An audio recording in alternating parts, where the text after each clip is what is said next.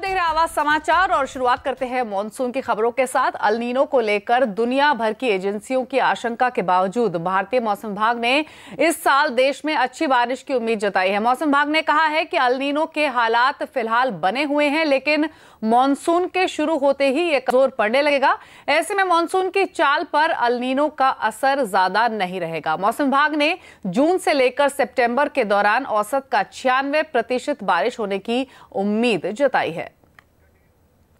और हमारे संवाददाता असीम मनचंदा ने बात की मौसम विभाग के डीजी केजे रमेश से। इस बार किस तरह का मानसून देख रहे हैं आप? सामान्य मानसून देख रहे हैं। अभी मानसून को स्थिति को जो है फर्स्ट स्टेज फोरकास्ट में 96% ±5% के हिसाब से मापी गई है। और खास करके जैसा हमारा सचिव महोदय ने कहा है, मानसून तो बहुत बढ़िया रहने की संभावना है। As far as distribution of rainfall is concern, अच्छी बारिश का डिस्ट्रीब्यूशन के साथ साथ किसानों के लिए अच्छा, खरीफ के लिए अच्छा रहने का पूरा संभावना है। अल नीनो की कितनी % संभावना है, क्योंकि कह रहे हैं कि उसको लेकर के काफी ज्यादा इम्पैक्ट उसका होता है? स्ट्रांग एल नीनो तो आ ही नहीं रही है, वो बात तो साफ है। अगर जो भी अभी वीक एल नीनो है उसका भी इंटेंसिटी आने वाले महीनों में कम होने का आसार पूरा दिख रहे हैं, जैसा हमारा फोरकास्ट बता रहे हैं। हमारा ये नहीं, ऑस्ट्रेलिया का भी हो, यूएस का भी हो, यूरोप का भी हो, सबका जो है अभी जो एल नीनो की स्थिति है इससे वीक होने का ही पूरा संकेत मिल रहा है। और अब बात करेंगे मार्केट अपडेट की। बाजार ने हफ्ते की शुरुआत तेजी के मूड के साथ की और बेहतर विदेशी संकेतों की वजह से बाजार में आज बढ़त का कारोबार रहा। सेंसेक्स करीब 140 अंकों की बढ़त के साथ 38,900 के पार बंद हुआ। निफ्टी भी 46 अंकों की मजबूती लेकर 11,700 के करीब पहुंचा। बैंक निफ्टी में भी 165 अंकों की तेजी देखने को मिली। वहीं नतीजों के एक्शन की बात करें तो टीसीएस में जोरदार तेजी रही और शेयर 6 महीने के ऊपरी स्तरों पर बंद हुआ। आज मेटल, ऑटो और रियल्टी स्टॉक्स में अच्छी तेजी देखी गई, लेकिन तेल गैस शेयरों में दबाव भरा कारोबार दिखा।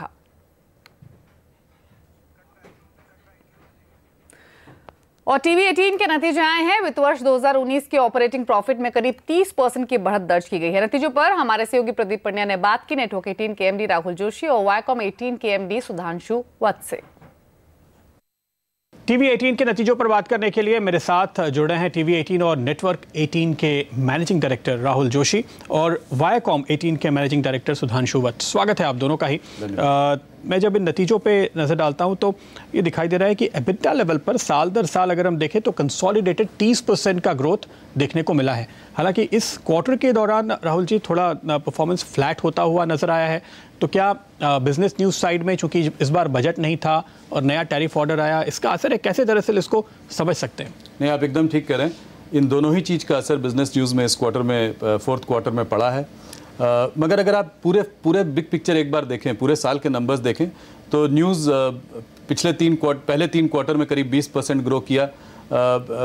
और ओवरऑल अगर आप पूरे साल का भी नंबर देखें तो 14% की ग्रोथ है।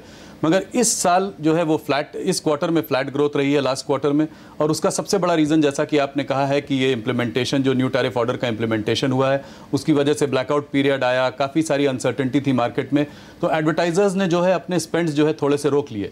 उन्होंने न्यूज़ में और एंटरटेनमेंट वगैरह में स्पेंड्स उतने नहीं किए, क्योंकि उनको लगा कि पता नहीं लोग देख रहे हैं, नहीं देख रहे हैं, बार भी नंबर नहीं दे रहा था। तो ये सब का क्यूमुलेटिव इफेक्ट हमारे चौथे क्वार्टर में आया है। और जैसा कि आपने कहा कि बिजनेस न्यूज़ के लिए, जो कि जिस पर भी एक भारी इम्पैक्ट आया, उसके लिए बजट एक बहुत बड़ा इवेंट होता है, और इस साल बजट नहीं था, वोट ऑन अकाउंट था। तो ये जो फैक्टर है न्यू टैरिफ ऑर्डर का, इसको किस हद तक एडवर्टाइजर्स और हमारे जैसे ब्रॉडकास्टर्स ने अब डाइजेस्ट कर लिया है? सब लोग, सारे एनालिस्ट जो ट्रैक करते हैं, वो यही सवाल पूछ रहे हैं इस समय। जाहिर है आपसे भी पूछते होंगे कि और कितना वक्त लगेगा, क्या स्टेटस है, क्या इस पर एक आउटलुक देखते हैं आप? एक न्यू टैरिफ ऑर्डर का इम्प्लीमेंटेशन अब हो रहा है धीरे धीरे। करीब 70-80% सारे डिस्ट्रीब्यूशन नेटवर्क्स में हो चुका है। मुझे लगता है कि कुछ महीना और थोड़ी सी अनसर्टेनिटी रह सकती है, पर धीरे धीरे इस क्वार्टर में, फर्स्ट क्वार्टर इस साल के, ये सेटल हो जाएगा। लॉन्ग टर्म ये पॉजिटिव है हमारे लिए। इसमें कंज्यूमर के पास ज़्यादा पावर आती है पैसा वो करने के लिए, वो अपने मनमानी, जिनके ब्रांड्स स्ट्रांग हैं उनके लिए अच्छा होगा। अगर आप न्यूज़ ब्रांड्स में देखें तो हमारे लिए बहुत अच्छा एक न्यूज़ ये रही है कि हमारे काफ़ी सारे बड़े ग्रुप्स के जो चैनल्स हैं वो फ्री टू एयर हैं। हम लोग पे चैनल हैं, हमारा पूरा ग्रुप पे चैनल है, न्यूज़ चैनल। और उसके बावजूद हमारा करीब 11.5% 12% शेयर होता था। हम नंबर 1 न्यूज़ नेटवर्क थे। आज भी न्यू टैरिफ ऑर्डर इम्प्लीमेंटेशन के बाद आज भी हम नंबर 1 नेटवर्क पर बने हुए हैं। अलबत्ता शेयर कम हुआ है, 9.5% हुआ है, पर फिर भी हम नंबर 1 है। ये हमारे लिए बहुत, इसका मतलब कि आज न्यूज़ 18 ब्रांड स्टैब्लिश हो चुका है, उसके लिए कंज्यूमर जो है पैसा देने के लिए तैयार है। CNBC, CNN, आवाज़, ये तो हमारे बड़े ब्रांड पहले से ही थे। तो मुझे लगता है पूरे हमारे समूह के लिए ये एक अच्छी खबर है। इसको थोड़ा समय लगेगा, इसको हमें और इसका बेनिफिट रीप करने में। सुधांशु जी, वायाकॉम ने तो इसको फ्रंट फुट पे खेला है, ऐसा लग रहा है। आपके कुछ चैनल जो फ्री डिस्क पे थे उनको आपने विड्रॉ कर लिया, वो भी अब पेड हो गए, रीलॉन्च देखने को मिला है। ये स्ट्रैटेजी जरा समझाइए। तो देखिए, जब जो अब नया टैरिफ ऑर्डर है उसको लेते हुए, और वैसे भी हमारा मानना था कि हमारे को मूवी चैनल में एक स्ट्रॉन्ग पे चैनल लाने की ज़रूरत है, तो हमने अपनी जो मूवी चैनल हमारी पहले जो फ्री टू एयर में भी होती थी उसको अब पे चैनल बना दिया है, कलर्स सिनेप्लेक्स। उसमें हम इन्वेस्टमेंट कर रहे हैं, लाइब्रेरी फिल्मों में इन्वेस्टमेंट कर रहे हैं, लेकिन मोर इम्पॉर्टेंटली आप देखेंगे आगे जाते हुए आगे समय में हम प्रीमियर्स भी करेंगे इस पर। तो वो बहुत ज़रूरी है, क्योंकि हमने देखा है कि मूवी चैनल्स का जो व्यूअरशिप है फिल्मों की चैनल्स का, वो बहुत ग्रो कर रहा है, और उसमें पार्टिसिपेट करना एज अ पे चैनल बहुत इंपॉर्टेंट था हमारे लिए। और दूसरा जो आपने कहा, जो हमारे चैनल था, वो हम कलर्स रिश्ते पे भी अब ओरिजिनल कंटेंट लाने की बात करेंगे, ताकि हम जो हमारे वो हैं व्यूअर्स उनको ज़्यादा वैरायटी दे सकें। तो हमारे पास कलर्स होगा और कलर्स रिश्ते होगा, दोनों हमारे जो हैं वो ओरिजिनल कंटेंट देंगे, जैसे हम आगे चल के करेंगे। और कलर्स सिनेप्लेक्स हमारा पे मूवी चैनल रहेगा। सो ये हमारा स्ट्रैटेजी या विचारधारा है इस पर। तो अगर हम कंटेंट की बात करें, खतरों के खिलाड़ी एक बड़ा इवेंट पिछले क्वार्टर के हिसाब से था, अब इस क्वार्टर में और आगे किस तरह की आप पाइपलाइन देख रहे हैं, अगर आपको शेयर कर पाएँ? तो आप राइजिंग स्टार तो देख ही रहे हैं जो चल रहा है इस टाइम। उसके बाद हमारा जो बड़ा शो है डांस दीवाने, वो आएगा, और फिर उसके आगे समय में बिग बॉस फिर से आएगा अगला वो लेके। तो हमारा जो कंटेंट पाइपलाइन है इस तरह से बिग शोज़ का वो रहेगा। और मेरा ये मानना है कि न्यू टैरिफ ऑर्डर इम्प्लीमेंट होने के बाद बड़े शोज़ करना और इम्पॉर्टेंट शोज़ करना बहुत इम्पॉर्टेंट हो गया है, क्योंकि इम्पैक्टफुल जो शोज़ हैं उनके ऊपर एडवर्टाइजिंग बेटर रहेगी और उस पर यील्ड भी बेटर रहेगा। तो ये सोचते हुए हम इस पे अपना जोर रखेंगे। यानी ये बड़े ड्राइवर्स हो जाते हैं जो आपके बड़े शोज़ हाईलाइट होते हैं। इस क्वार्टर में, चूंकि पिछले साल इस क्वार्टर में पद्मावत का इफेक्ट था, इसलिए जो फिल्म की रेवेन्यू है वो कंपेयर करना थोड़ा मुश्किल है। लेकिन इस समय एक तो रोमियो अकबर वॉल्टर मेरे ख्याल से नई रिलीज़ है, इसके अलावा आगे और आप क्या देख रहे हैं? तो रोमियो अकबर वॉल्टर तो अभी आप देख ही रहे हैं। बाकी इस बार अब ओवरऑल हमारा आप जो देखेंगे रीजनल पे बहुत ज़्यादा जोर हम रखेंगे। तो हमारा जो साल गया है उसमें हमारे रीजनल ग्रोथ जो है टीवी चैनल्स में वो 36% के करीब रही है, 36% से। और मेरा मानना होगा कि सबसे ज़्यादा रही होगी, perhaps the highest in the industry, but definitely one of the highest तो ज़रूर रहेगी। तो रीजनल पे, फिल्मों में भी हम रीजनल पे अब कर रहे हैं। तो आपने देखा है मराठी में हम कई फिल्में कर चुके हैं, और वो फिल्म में भी देखेंगे। तमिल और तेलुगु में हम फिल्में करेंगे, मलयालम में हमने अभी एक फिल्म करी है। तो हमारा जो फिल्मों का अब रुझान है वो बॉलीवुड में तो रहेगा ही, लेकिन बॉलीवुड से जाके रीजनल सिनेमा पे भी जाएगा। और फाइनली डिजिटल में भी हम अब रीजनल कंटेंट पे काफ़ी फोकस कर रहे हैं। तो ओवरऑल रीजनल पे हम काफ़ी फोकस रखेंगे, और डिजिटल को ग्रो करने का हमारा दूसरा रुझान हमारा सबसे ज़्यादा उस पर रहेगा। मैं उसी पे आ रहा था। एक्चुअली मैंने देखा है महाराष्ट्र में हम कई जगह जब जाते हैं, इवन गुजरात में मैं जाता हूँ, तो रीजनल कंटेंट आपका काफ़ी ज़्यादा कंज्यूम होता है घरों में। ये तो मेरा अपना एक्सपीरियंस है इसको। लेकिन आप मोनेटाइज किस तरह से कर रहे हो, और इस पर आपकी आगे क्या योजनाएं हैं? वूट से किस तरह की रेवेन्यू आपको आने वाली है? तो देखिए, पिछले साल में भी वूट जो है वो डबल हुआ है हमारा, उससे छोटे बेस पे, लेकिन ग्रोथ जो है 100% ग्रोथ जिसको आप बोल सकते हैं वो रही है इस पे। और हमारा मानना है कि अगले साल भी हम उसको मिनिमम दुगना करेंगे दोबारा से अपने बेस पे। तो वूट में ग्रोथ बहुत अच्छी है। अभी हमने 3 साल कंप्लीट करे हैं, और 100 बिलियन मिनट्स का वॉच टाइम रहा है पिछले साल, और 55 मिलियन मंथली एक्टिव अब ज़्यादा आ रहे हैं, 55 मिलियन से ज़्यादा। तो वूट की ग्रोथ अपनी जगह पे काफ़ी चल रही है। साथ में हम पोर्टफोलियो को ग्रो भी करना चाह रहे हैं। तो अभी तो वूट जो आप देख रहे हैं वो फ्री प्लेटफॉर्म है, एडवर्टाइजिंग लेड फ्री प्लेटफॉर्म है। लेकिन हम मिडिल ऑफ द ईयर, जुलाई के आसपास, second half of this year में वूट प्रीमियम भी करेंगे। और वूट किड्स का बीटा चल रहा है अभी, तो उसका हम पेमेंट टेस्टिंग कर रहे हैं अब, क्योंकि वो बिहाइंड पे वॉल आएगा। तो वूट किड्स पे भी काम चल रहा है। तो हमारा जो पोर्टफोलियो है वो वूट से होके वूट किड्स और वूट प्रीमियम हो जाएगा। और जैसे आपने सुना होगा कि हम लंदन में जा चुके हैं वूट को लेके वर्जिन के साथ। तो वहाँ पे पहला देश है बाहर, इंडिया से बाहर, जहाँ पे कि हम वूट इंटरनेशनल को भी ले गए हैं, और आप बाकी जगहों पे भी अब देखेंगे। तो डिजिटल पे हमारा रुझान बहुत स्ट्रांग रहेगा। तो इन सब तरीकों से कमाई होगी। जो इन्वेस्टमेंट हमने अब तक किए हैं, इस पर एक आउटलुक राहुल जी मैं आपसे जानना चाहता हूँ। करीब 114 करोड़ का इन्वेस्टमेंट किया गया है पिछले वित्त वर्ष में, ये डिटेल जो प्रेस रिलीज में है। अब आगे किस तरह का कैपेक्स आप देख रहे हैं, या जो कैपेक्स किए हैं क्या उसमें अब आपको मुनाफा आता हुआ दिख रहा है? खासतौर पे जैसे हम देख रहे हैं रीजनल न्यूज़ का जो लॉस है वो लगातार कम होता जा रहा है, शायद ये अब ब्रेक इवन की तैयारी में, मुनाफे में आने की तैयारी में। जी बिल्कुल, मुझे लगता है कि सबसे अच्छी खबर यह है कि रीजनल जो हमारे चैनल्स में जो इन्वेस्टमेंट हुए थे, अब इस साल पहली बार रीजनल बहुत अच्छा ग्रो किया है और मुझे लगता है कि आने वाले समय में अग्रेसिवली ग्रो करेगा। हिंदी हमारा चैनल बहुत अच्छा कर रहा है, न्यूज़ 18 इंडिया नंबर 2 चैनल है, तो ये दोनों ग्रोथ पीसेस हैं। इंग्लिश थोड़ा सा मैच्योर कैटेगरी है और मुझे लगता है कि आने वाले समय में लॉसेस हमने काफ़ी कम किए हैं रीजनल में। मुझे लगता है कि आने वाले साल में और कम करेंगे और जल्दी ब्रेक इवन सिचुएशन में भी पहुंच जाएंगे। तो ये आने वाला आगे का साल जो है, 20 चैनल जो हमारे न्यूज़ के हैं, उन एसेट्स को हमें और स्वेट करना है और उनको और अग्रेसिवली ग्रो करना है। डिजिटल पर भी हम एक बड़ा फोकस डालेंगे, तो ज़्यादा जो इन्वेस्टमेंट हम अगले साल पर करेंगे वो डिजिटल पर करेंगे। ओके, एक आखिरी सवाल।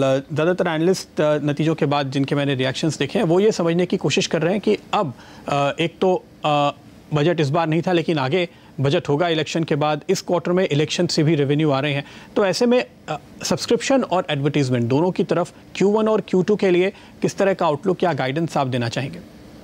देखिए, कोई ऐसी गाइडेंस तो मैं नहीं दे सकता, पर मैं ये जरूर कह सकता हूं कि इलेक्शन की वजह से Q1 में जरूर तेज़ी है।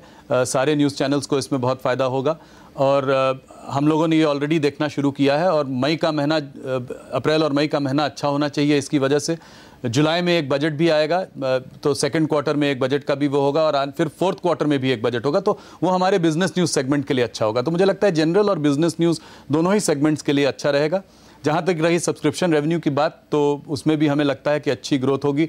मुझे लगता है न्यू टैरिफ ऑर्डर इम्प्लीमेंटेशन जो हुआ है वो इस क्वार्टर में स्टेबलाइज हो जाएगा। तो इसलिए कुल मिलाकर ये साल मुझे लगता है न्यूज़ के लिए अच्छा होना चाहिए। बाकी तो इकॉनमी भी है और कुछ सेक्टर्स इस वक्त सॉफ्ट भी लग रहे हैं, FMCG जैसे हो गया, ऑटो हो गया, तो इन सब को ध्यान में रखते हुए अगर एक स्टेबल गवर्नमेंट बनती है तो मुझे लगता है कि आने वाला साल ठीक ठाक जाना चाहिए।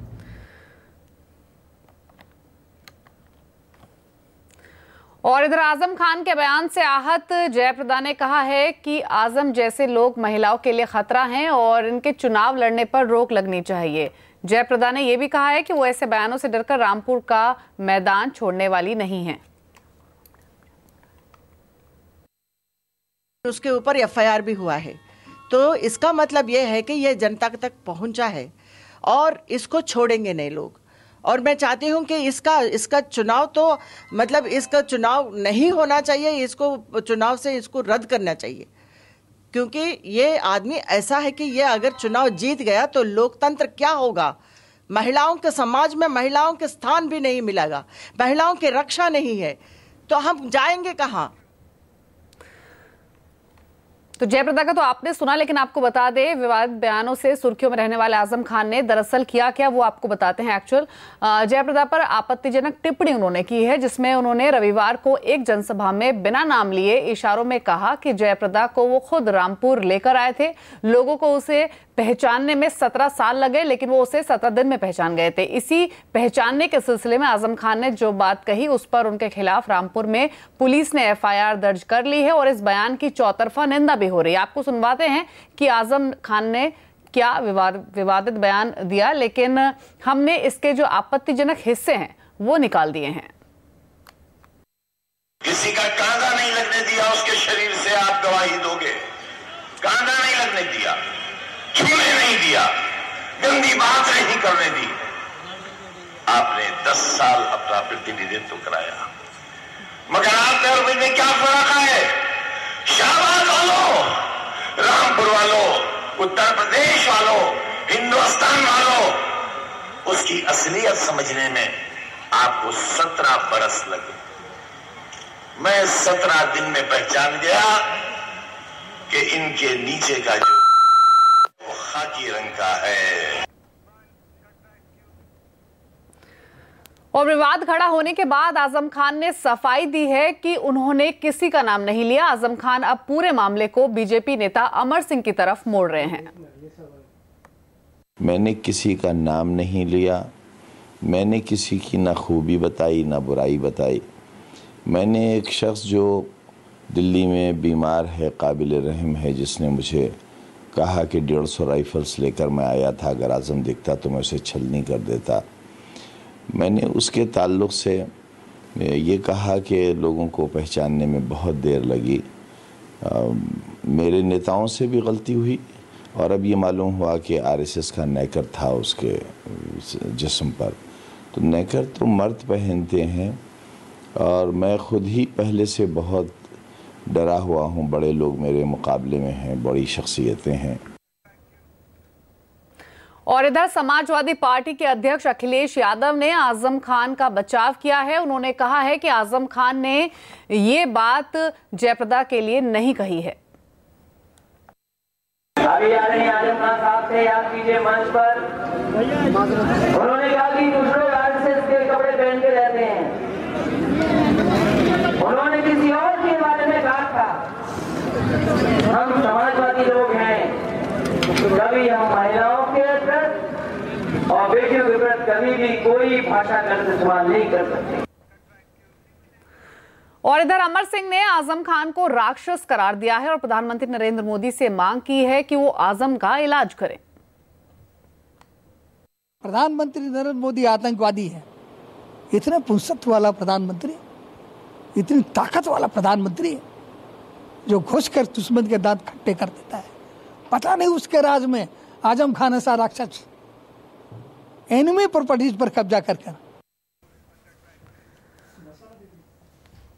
और नेताओं के भड़काऊ बयान पर सुप्रीम कोर्ट की फटकार के बाद चुनाव आयोग एक्शन में आ गया है। चुनाव आयोग ने यूपी के मुख्यमंत्री योगी आदित्यनाथ और पूर्व मुख्यमंत्री मायावती के चुनाव प्रचार में हिस्सा लेने पर रोक लगा दी है। योगी पर 72 घंटे यानी 3 दिन तक और मायावती पर 48 घंटे यानी 2 दिन के लिए रोक लगी है। दरअसल एक चुनावी रैली में योगी आदित्यनाथ ने सेना को मोदी की सेना कहा था, तो वहीं मायावती ने मुस्लिम समुदाय से वोट करने की अपील की थी।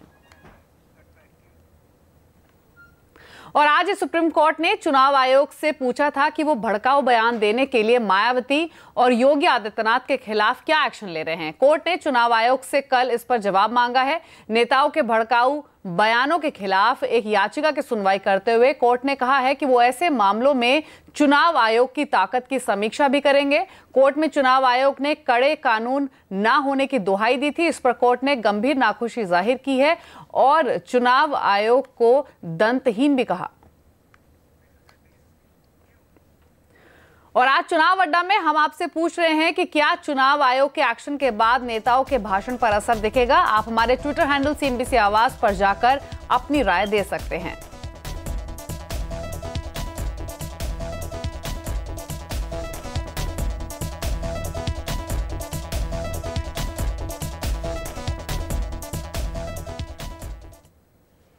और आज भारत ने ओडिशा के बालासोर में चांदीपुर लॉन्च पैड से सब सैनिक क्रूज मिसाइल निर्भय का सफल परीक्षण किया। 300 किलोग्राम युद्ध सामग्री ले जाने और 1000 किलोमीटर के दायरे में काम करने में सक्षम इस मिसाइल का निर्माण DRDO ने किया है और आज इस स्वदेशी मिसाइल का 6ठा परीक्षण हुआ। और क्रिकेट वर्ल्ड कप के लिए भारतीय टीम का ऐलान हो गया है। कप्तान विराट कोहली की अगुवाई में इस टीम में 15 खिलाड़ी शामिल हैं और ये टीम इंग्लैंड की मेजबानी में 30 मई से खेले जाने वाले 12वें विश्व कप के लिए भारत का परचम लहराएगी। विराट कोहली के अलावा रोहित शर्मा, शिखर धवन, KL राहुल, विजय शंकर, महेंद्र सिंह धोनी, केदार जाधव, दिनेश कार्तिक, कुलदीप यादव, यजुवेंद्र चहल, भुवनेश्वर कुमार, जसप्रीत बुमराह, हार्दिक पांड्या, रविंद्र जडेजा, मोहम्मद शमी टीम में शामिल हैं। रोहित शर्मा और शिखर धवन को ही ओपनर रखा गया है और बैटिंग के क्रम में भी कोई खास बदलाव नहीं हुआ है। ओपनर्स के बाद KL राहुल, विराट कोहली, विजय शंकर और महेंद्र सिंह धोनी को रखा गया है और फास्ट बॉलिंग की जिम्मेदारी पांड्या, बुमराह और शमी पर है और ये सभी खिलाड़ी फॉर्म में खेल रहे हैं। तो ये टीम है भारत की जो कि 12वें विश्व कप में पहुंचेगी, लेकिन इन सभी बॉलर्स से इंग्लैंड में शानदार प्रदर्शन की भी उम्मीद की जा रही है।